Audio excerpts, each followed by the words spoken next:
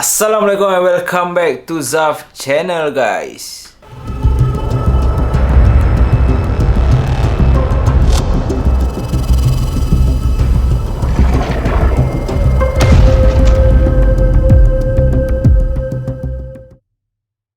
Hai guys, Assalamualaikum. Alhamdulillah, finally setelah sekian lama aku dah tak merakamkan video aku dekat studio. Dan kali ni we are back in our studio. Dah takkan ada bunyi motor, dah takkan ada gangguan bunyi apa semua.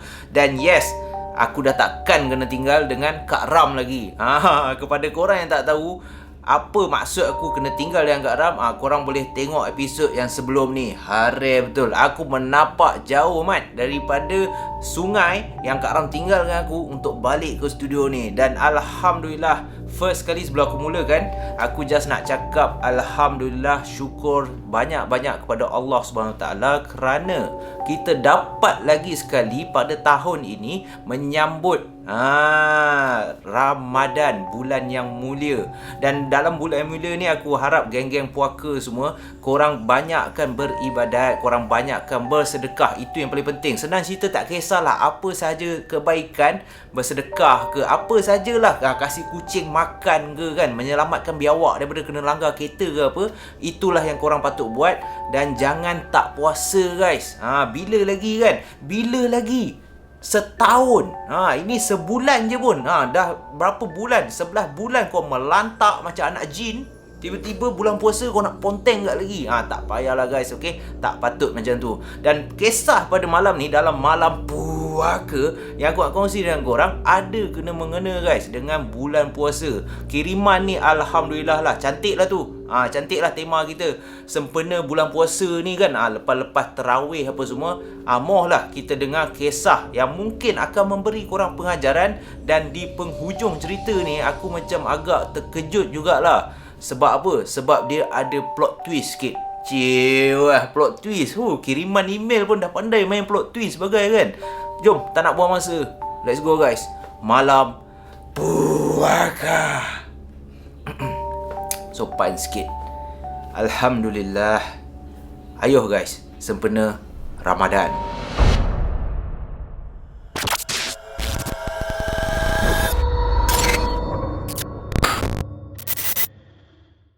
Pada permulaannya kisah ni, yes, macam kisah-kisah yang sebelum ni lah. Standard lah tu kan, orang cakap klise. Kejadian yang berlaku pada tahun 2015 guys. Dan pengirim ni tak nak aku sebutkan nama, jadi segala nama watak aku telah ubah siap-siap. Tiada kena mengena dengan yang hidup ataupun yang telah meninggal dunia. Macam kau tengok telenovela TV3 mat. Alright. So, kisah ni berlaku pada tahun 2015. Dikatakan Tina ni merupakan, pada masa tersebut, dia merupakan salah seorang pelajar college. Pelajar college. Dan Tina ni, dia belajar di salah sebuah college dekat area Kuala Lumpur ni. Dan kos yang dia ambil, kos mechanical engineering. Bukan kaleng-kaleng punya kos.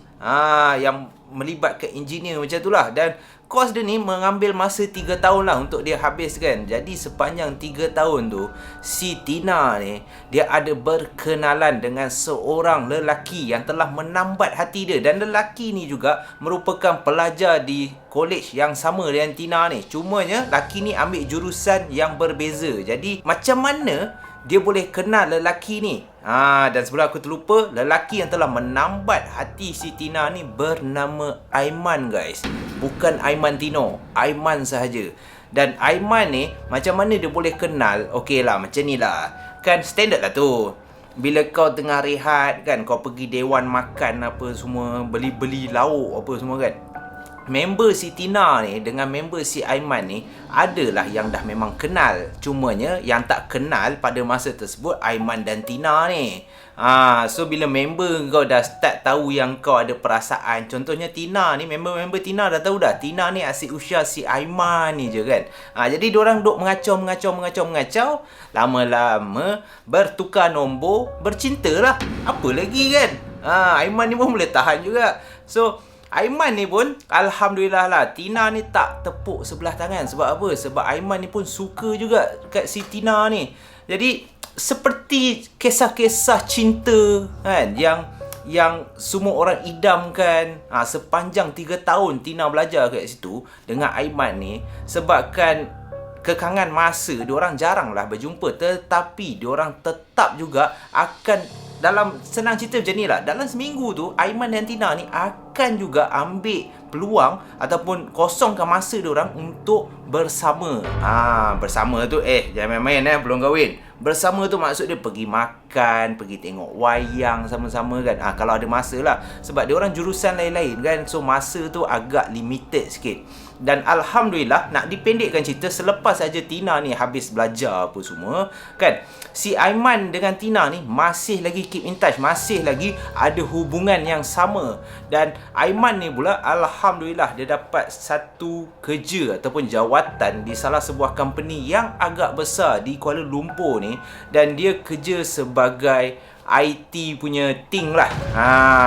Okay, Tina ni tak nak bagi tahu. Senang cerita, Aiman ni kerja bahagian IT semua. Alhamdulillah, si Aiman ni mempunyai pekerjaan ataupun jawatan yang stable. Aku boleh cakap jawatan yang stable tu, dia boleh lah nak hidup tu lebih daripada senang.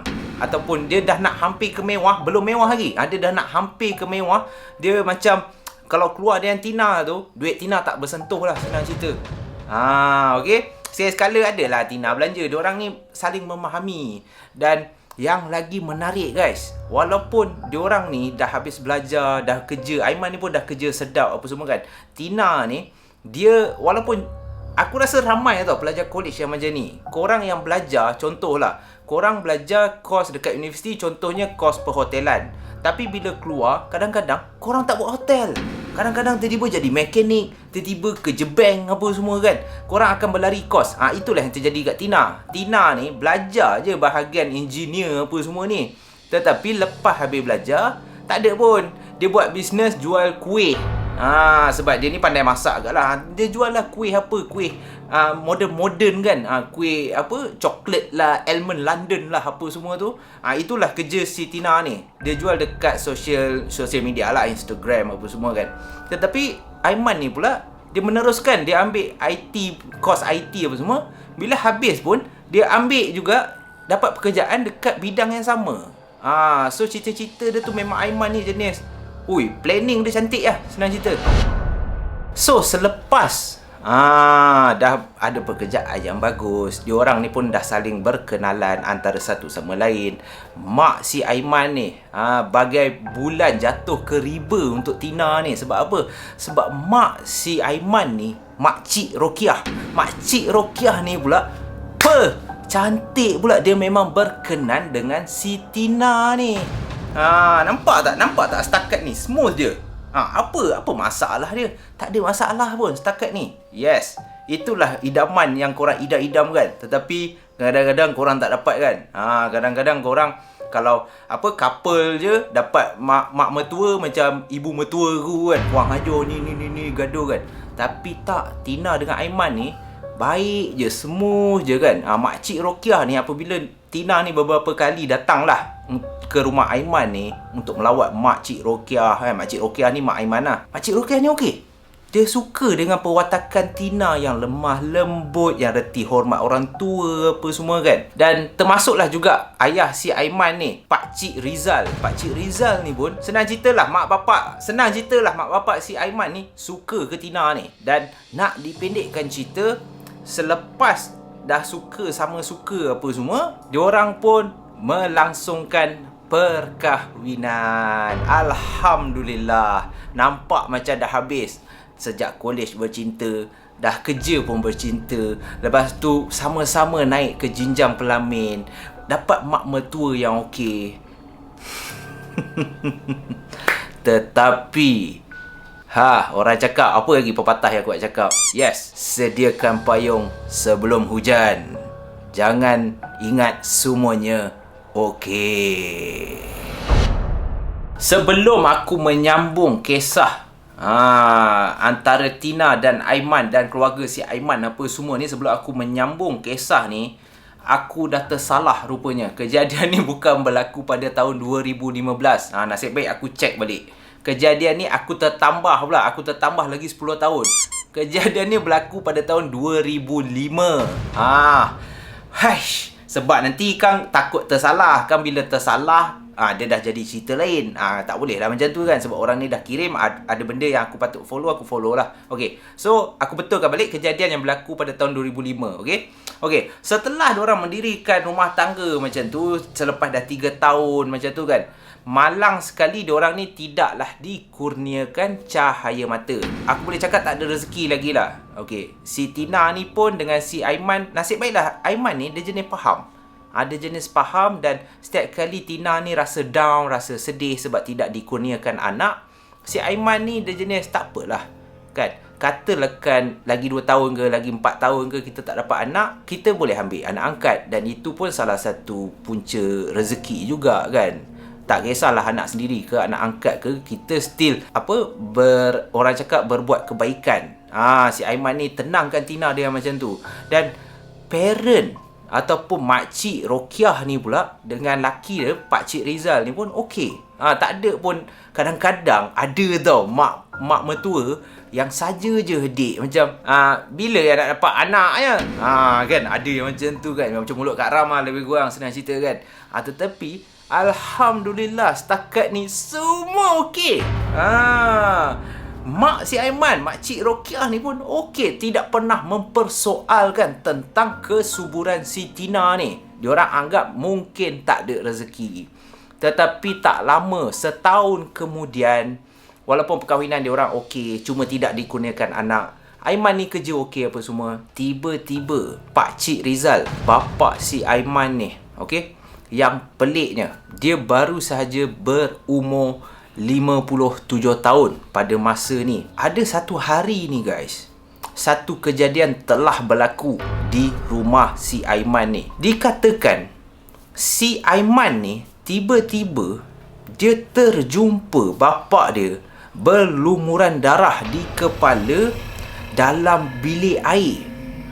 Sebab masa tu, dikatakan masa tu malam, diorang tengah lepak selepas saja makan malam lah. So si Tina dengan mak dia dengan makcik Rokiah, mak si Aiman apa semua, keluarga si Aiman ni tengah lepak duduk kat ruang tamu apa semua. So bapak dia pergi ke arah dapur. Lepas tu dalam setengah jam macam tu, bapak dia tak balik-balik kan. Jadi dia dah rasa risau. So bila dah rasa risau macam tu, apabila si Aiman ni cek, nasib baik si Aiman ni tergerak hati nak cek, nak pergi ke dapur, dan tak nampak pun kelihatan bapak dia dekat dapur. Jadi apabila tengok kat dalam tandas, rupanya pakcik Rizal ni, bapak si Aiman ni, kepala dah berlumuran darah. Mungkin tergelincir dan terjatuh dalam bilik air tu. Jadi apabila dah macam tu, keadaan riuh rendah lah pada masa tu, okey. Keadaan riuh rendah apa semua, diorang pun bergegas lah pergi ke hospital. Pergi ke hospital untuk mendapatkan rawatan susulan kan.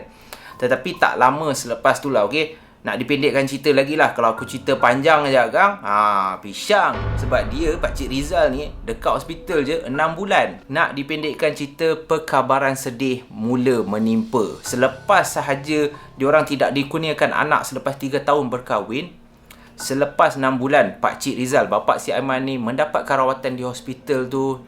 Inna lillahi wa inna ilaihi raji'un.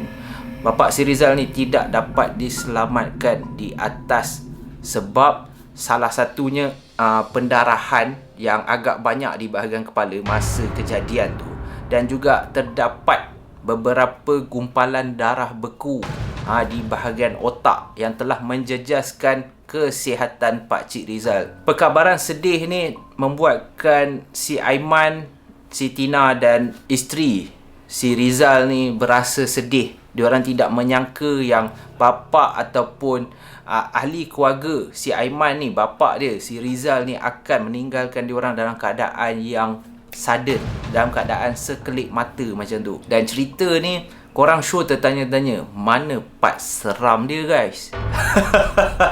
Nanti part seram dia akan datang ni. Part seram dia akan datang.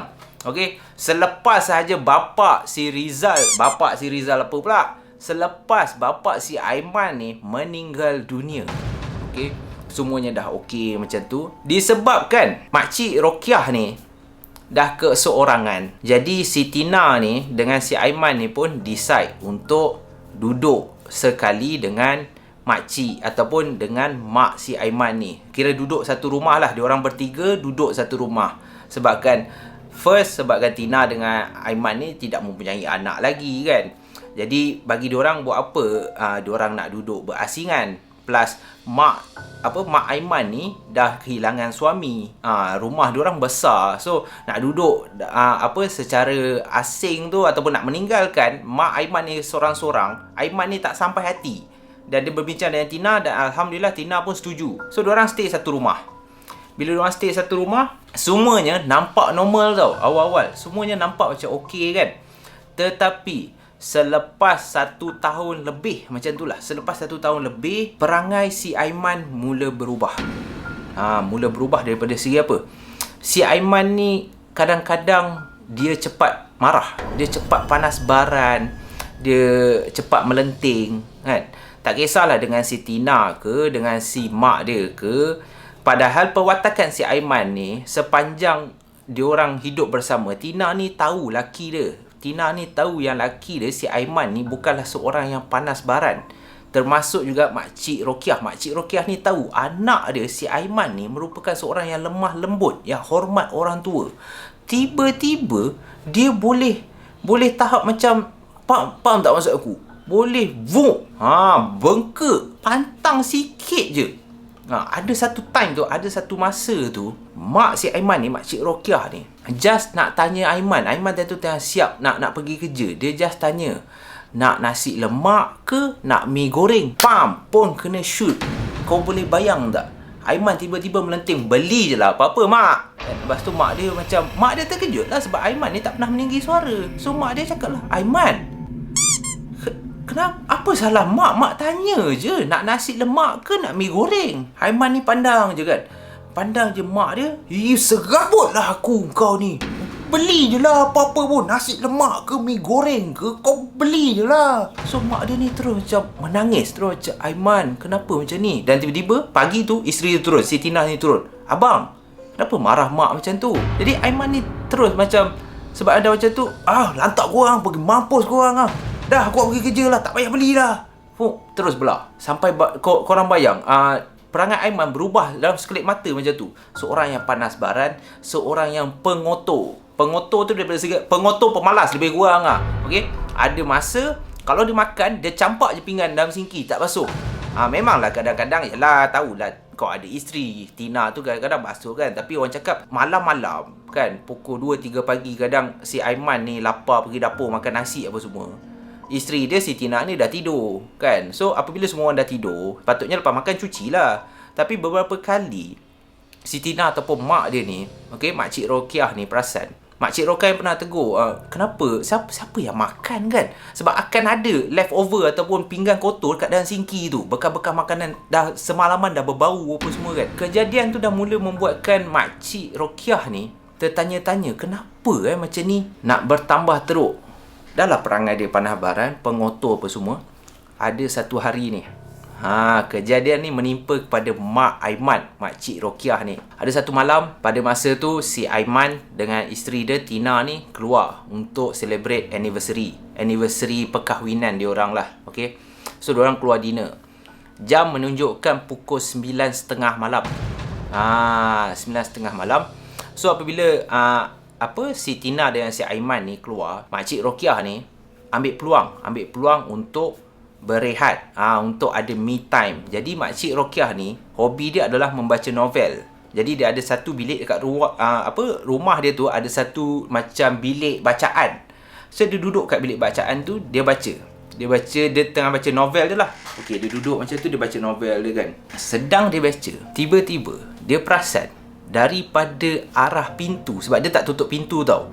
Daripada arah pintu boleh nampak ke ruang tamu. Kira daripada bilik bacaan, kalau dia buka pintu, dia boleh nampak ke arah ruang tamu. Dia nampak ada seolah-olah macam kanak-kanak berlari. Kejap ke hulu ke hilir. Bila dah beberapa kali, hujung mata ni dapat tangkap lah. Tapi apabila dia tengok ke ruang tamu, tak ada apa. Dalam 4-5 kali macam tu, lepas tu dia stop. Dia stop, dia rasa tak sedap. Sebab lagi pula rumah tu mana ada budak-budak. Si Tina dengan Aiman mana ada anak lagi. Apabila macam tu, dia pun keluar. Apabila dia keluar, dia tengok area ruang tamu tu terang. Tapi tak ada pun, dia tak ada nampak kelibat apa pun. Dia pun decide untuk masuk ke dalam bilik. Sebaik saja dia melangkah masuk ke dalam bilik, tiba-tiba dia rasa seolah-olah macam ada orang pegang kaki dia. Pegang kaki dia dan tarik ke belakang sikit. Makcik Rokiah hampir terjatuh dan dia menjerit. Sebabkan bila kan kadang-kadang bila tiba-tiba orang pegang kau terkejut kan. So Makcik Rokiah tiba-tiba menjerit. Dah hampir terjatuh. Dan apabila dia tengok, tak ada pun dia nampak ada kelibat ataupun ada makhluk ataupun ada orang yang tengah pegang kaki dia. Tapi bila dia tengok ke arah kaki dia, macam ada bekas genggaman. Sebab Makcik Rokiah ni orang dia kulit cerah sikit. Macam ada bekas orang menggenggam kaki dia tau. Dia pun terus berselawat, dia terus baca apa yang dia tahu. Dalam masa yang sama, dia cepat-cepat berlari masuk ke dalam bilik dia. Dan dia lock pintu. Apabila dia lock pintu, dia nak baring dekat atas katil dia. Ni takut sikit. Korang bayang Makcik Rokiah nampak dekat atas katil dia ada seolah-olah macam susuk tubuh budak kecil. Budak kecil yang macam mana posisi dia? Sebab dia cakap budak kecil tu duduk atas katil dalam keadaan merangkak macam ni. Kira tangan dan kaki merangkak dekat atas katil macam nak menerkam. Budak tu macam nak menerkam Makcik Rokiah time tu. Dekat atas katil. Dan Makcik Rokiah cakap tak nampak muka, tapi rambut yang panjang dengan saiz kecil. So dia expect tu budak. Dekat atas katil macam tu, berwarna hitam tau. Baju budak tu putih, tapi tangan Makcik Rokiah nampak warna hitam. Makcik Rokiah pun terus Astaghfirullahalazim.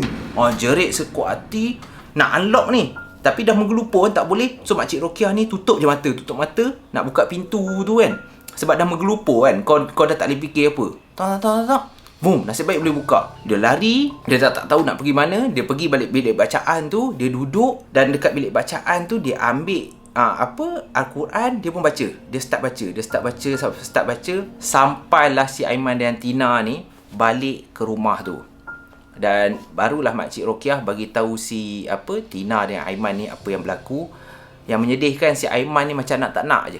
Dia kata, mak ni dah lah mak, mengarut lah mak. Sejak arwah ayah tak ada, mak tak habis-habis mengarut lah. Saya malas mak macam ni. Tak tahu kenapa si Aiman ni, kadang aku kesian tau dekat mak dia. Apa saja keluhan ataupun mak dia cuba nak berbincang, si Aiman ni memang tak heran. Memang macam dah lantak engkau lah ni kan. Dalam rumah tu Makcik Rokiah perasan gangguan tu bukan terjadi pada masa dia seorang saja. Gangguan tu melibatkan penampakan, melibatkan bunyi. Kadang-kadang ada bunyi guli, ada bunyi kerusi. Kadang-kadang beberapa kali ada nama dia disahut. Daripada ruang tamu tiba-tiba dia rasa macam daripada arah dapur ada je suara yang dan kadang-kadang bila dia mandi ada suara yang ataupun ada hembusan nafas dekat belakang leher yang tiup macam tu. So teramat banyak gangguan dekat rumah tu. Nak dipendekkan cerita, apabila gangguan dah makin teruk semuanya nampak yang macam Astaghfirullahalazim. Siapa yang hantar ataupun kenapa gangguan ni mula berlaku? Makcik Rokiah ni dah mula fikir. Lagi pula yang dia yakin macam benda ni mesti ada orang buat. Sebab apa hal tiba-tiba si Aiman ni dengan kelakuan dia makin lama makin teruk, makin kurang ajar, makin tak reti nak respect orang apa semua. Sampailah inilah aku cakap fadilat ataupun kelebihan bulan puasa ataupun bulan Ramadan yang dimuliakan Allah ni. Masuk je bulan puasa pada satu tahun ni, kita ambil contoh tahun 2012 lah. Bulan puasa tahun 2012. Doa seorang ibu untuk menunjukkan, tolonglah tunjukkan aku jalan untuk aku selesaikan, untuk aku berbaik dengan anak aku. Aku tak nak perkahwinan diorang rosak, jahanam apa semua kan. Dia berdoa minta kepada Allah. Doa dia dimakbulkan. Doa seorang mak guys, dia main-main Doa Makcik Rokiah ni dimakbulkan. Dalam mimpi tu dia nampak yang ada satu makhluk lembaga yang perempuan. Lembaga perempuan empat guys. 4 perempuan berdiri depan dia. Dan 4 perempuan ni berpakaian sama baju putih. Makcik Rokiah cakap dalam mimpi tu berpakaian sama, baju putih. Perempuan ni menunjukkan ke satu arah. Contoh di kanan. So 4 orang perempuan yang dalam mimpi Makcik Rokiah ni, 4-4 yang menunjuk ke arah kanan. Ke arah kanan. So dalam mimpi ni Makcik Rokiah pandang ke arah kanan. Yang dia nampak adalah rumah dia. Rumah dia. Rumah yang dia tinggal. Okey, bersama Aiman dan juga Tina tu. Lepas tu dia tersedar. Dalam mimpi dia macam tu je. Jadi dia pun decide untuk sakit leher. Okey, dia pun decide untuk pergi berjumpa ustaz ataupun pengamal perubatan lah. Dia jumpa pengamal perubatan. Dan time ni Makcik Rokiah pergi seorang. Dia tak bawa Aiman sebab Aiman beberapa kali dia ajak, Aiman ni tak nak. Dan Tina pun teman lah si laki dia apa semua. Tina ni cakap tak apalah, mak pergilah kan. Yang mengejutkan apabila ustaz ni dah mula mendapatkan Makcik Rokiah dah mula mendapat rawatan, ustaz ni dah mula merawat. Ustaz ni cakap kemungkinan besar benda yang datang ni berpunca daripada dalam rumah Makcik Rokiah tu sendiri. Jadi ustaz ni decide untuk boleh tak izinkan saya untuk pergi ke rumah makcik untuk saya scan, untuk saya try tengok daripada mana punca ni, siapa yang hantar, ataupun adakah benda ni orang hantar ataupun benda ni dalam gangguan dalam rumah kan. Satu hari ustaz ni datang. Tina ada kat rumah. Termasuk si Aiman ni lah. Ustaz ni datang malam lepas solat isyak macam tu. Ustaz ni datang. Bila ustaz ni datang, Tina tanya makcik Rokiah ni, mak Aiman ni. Mama, dia dah panggil Mama lah. Mama, siapa tu Mama? Oh, ni Mama panggil ustaz. Panggil ustaz? Kenapa? Oh, tak ada. Kan hari tu Mama cakap dia Tina yang Mama pergi nak try berubat kan? Okey. Itulah ustaz tu cakap, boleh tak dia datang sebab dia nak tengok lah keadaan si Aiman ni dan keadaan Tina kan. Tina ni terus macam, kami okey je mak. Mak yang nak. Mak yang rasa mak kena gangguan. Bagi kami tak ada apa. Tak nak panjangkan cerita, Makcik Rokiah ni pun cakap kat Tina, tak apa Tina, kita check je lah, kita tengok je lah. So Tina pun setuju. Tina pun macam, okey lah, ikut mak lah. So dia pergi duduk dekat Aiman balik. Ustaz ni pun datang dan masuk ke dalam rumah. Ustaz ni baca. Dan alangkah terkejutnya, sewaktu bacaan ruqyah, awal-awal tu ustaz ni baca biasa je untuk nak pagar rumah macam tu je. Bermulanya bacaan ruqyah, tiba-tiba guys, Tina ni mengerang kesakitan. Mengerang yang teramat sangat guys. Makcik Rokiah pada masa tu terkejut Waknat. Terkejut gila Makcik Rokiah. Apa hal Tina? Astaghfirullah. Ustaz berhenti. Sampai ke Makcik Rokiah ni bayang, mak mertua yang teramat baik siap suruh ustaz ni berhenti. Ustaz berhenti, ustaz berhenti. Kenapa? Tina, kenapa macam ni? Dan tiba-tiba Tina ni bersuara. Tina ni bersuara yang klise lah, standard lah. Pahal, apa yang kau buat ni sial? Dia panggil ustaz tu dengan perkataan macam tu. Kau ajar punya jin. So Tina ni dah macam kerasukan macam tu tau. Apa yang kau nak sial? Kenapa kau datang sini? Wah, dah cakap lu jangan datang kan? Contohlah macam tu. Ui, jin gangster. Adalah sesi dialog antara ustaz dengan si Tina ni. Okey? Sesi dialog apa semua. Dan yang bertambah teruk, jin ni daripada si Tina, dia kadang-kadang melompat. Tiba-tiba Aiman pula kena. Aiman pula kena rasuk apa semua. Makcik Rokiah ni sampai yang takut. Sampai kan makcik ni macam, jangan. Dia dah tak tahu tau. Makcik Rokiah dah tak tahu nak pergi ke mana kan. Macam kan nanti jin tu masuk dalam badan dia pula kan. So dah menggelupur dari rendah dah kat rumah tu. Ustaz ni cuba juga keluarkan jin ni, cuba hapuskan jin ni. Dan dalam 2 jam korang bayang ustaz tu dah berpeluh dah. Dalam 2 jam dia berjaya keluarkan apa segala kejahatan ataupun segala santau ataupun khianat yang telah dilakukan terhadap Aiman ni. Rupa-rupanya orang yang menghantar ataupun yang memporak-perandakan rumah tu, sampaikan Makcik Rokiah terkena gangguan, sampaikan Aiman berubah sikap panas baran apa semua. Tidak pernah disangka oleh Aiman dan juga Makcik Rokiah itu adalah perbuatan daripada menantu kesayangan, iaitu Tina ni sendiri. Dan korang mesti tertanya-tanya, what the heck? Apa hal? Kan? Kau dah ada laki yang okey. Laki kau lah yang kau okey. Kerja bagus. Mak mertua kau suka kau. Makcik Rokiah ni suka kau. Tak ada isu pun. Rupa-rupanya, itu orang cakap, memang rambut sama hitam. Tetapi ni apa ni? Bukan baju, hati. Hati ni lain. Okey, kalau hati kau dah diselubungi ataupun telah dipegang oleh iblis laknatullah. Macam epic kan? Macam setan punya perangai, hati kau, nafsu kau tak boleh handle. Itulah yang terjadi kepada Tina. Tina ni rupa-rupanya sebab apa dia sanggup menyihir ataupun mengenakan sihir terhadap si Aiman, laki dia ni. Walaupun laki dia ni baik, sebab pada permulaannya dia nak menyihir mak si Aiman ni sebenarnya. Dia nak jin ni mengganggu ataupun merosakkan mak si Aiman, makcik Rokiah ni.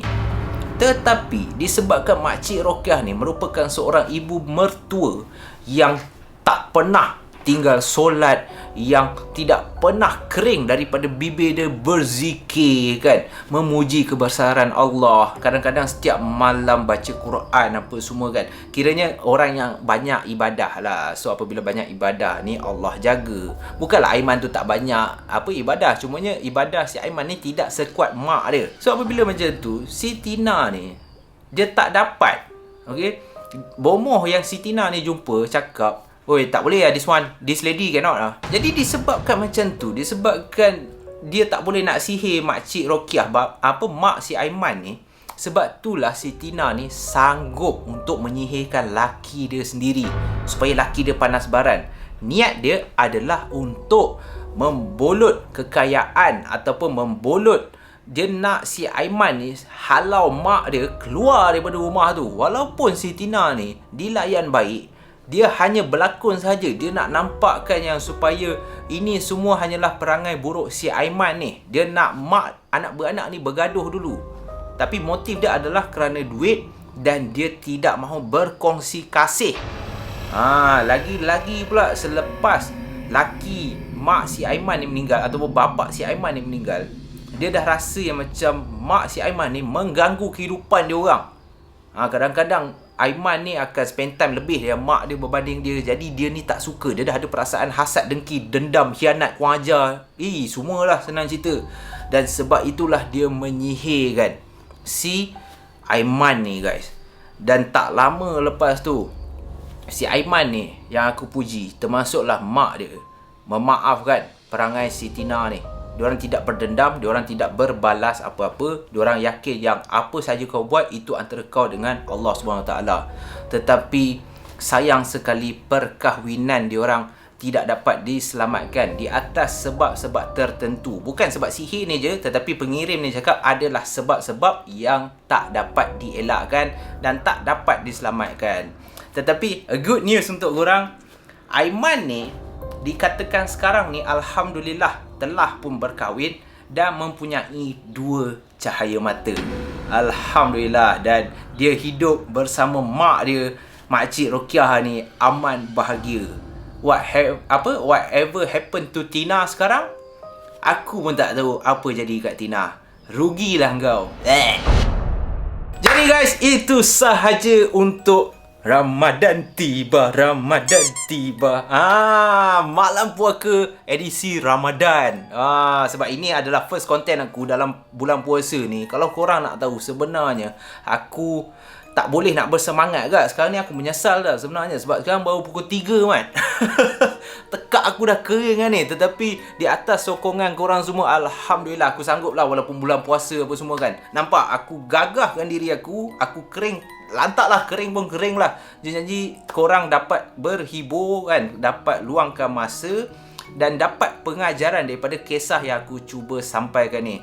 Dan lagi sekali aku nak ucapkan terima kasih kepada seluruh geng puaka dan juga selamat menyambut bulan Ramadan ataupun selamat menunaikan ibadah puasa guys. Ingat, makan biar berpatutan, jangan berlebihan, banyakkan amal, kurangkan kejahatan. Itulah tagline kita sempena bulan puasa ni. InsyaAllah, biar malam sahaja yang berpuaka, jangan perangai korang seperti puaka. Kita jumpa lagi guys dalam episod yang akan datang. Stay safe, stay healthy guys. Assalamualaikum. Ui, planning dia cantik lah, senang cerita. So, selepas dah macam tu, okey, jap. So, selepas dah macam tu, okey, berapa lama nak cakap selepas ni? Jap, benda dah lost. Sekejap, jap. So, selepas